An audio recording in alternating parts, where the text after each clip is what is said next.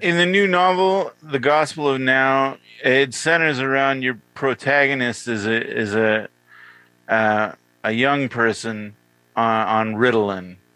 Um, Yeah. yeah, what can you tell us?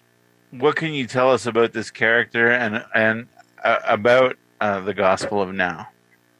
Well, it takes place in a Manhattan Project town in the height of the Cold War in the mid 80s in Hmm. Washington State, where they made the plutonium for the bomb they dropped on Nagasaki.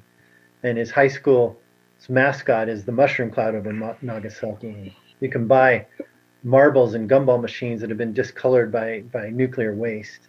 So it's got this strange area, and and unless you have a PhD in nuclear physics, you don't have a lot of prospects in the town, and he Mm. can barely read.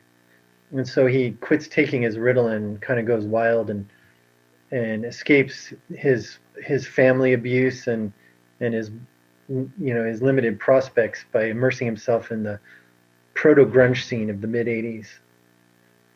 Yeah, and it gives a good glimpse of that scene, which is really underdocumented, that leading up to that cultural revolution in the 90s. It started there in these small towns in the mid 80s. Like Kurt Cobain was from Aberdeen, which is like this tiny, super tiny lumber town. Mm.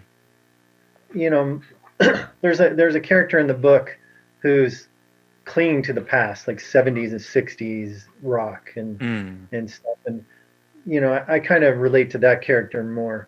And but my brother was really into that proto grunge scene, and he ended up working for Sub Pop. They actually have a compilation record of him, Curtis W. Pitts, Sub Pop Employee of the Month, with his picture on it, and his friends, and he published a zine. And he would do these gigs, and he had a friend named Andy Monco who'd have gigs in his basement and Mm. stuff like that, and this DIY thing. And I just felt like it was super undocumented, that leading up to it. I mean, once it broke, that's it's over documented. Um, Mm. but up to it, and one of my brother's friends is in the Foo Fighters, the bass player Mendel, and they were roommates. I even slept on the couch for a couple of months. So I kind of grew up with these people in kind of loosely watching that scene, and I don't know, I just sort of kind of felt like, oh, that really needed to be documented. And Now I know, like I'm just wondering, and I hope I'm not putting you on the spot. I know that we talked a little bit about it off air, but I'm wondering if there's an excerpt from the Gospel of Now that you can share with us. I'll just start from the top. Okay. Okay,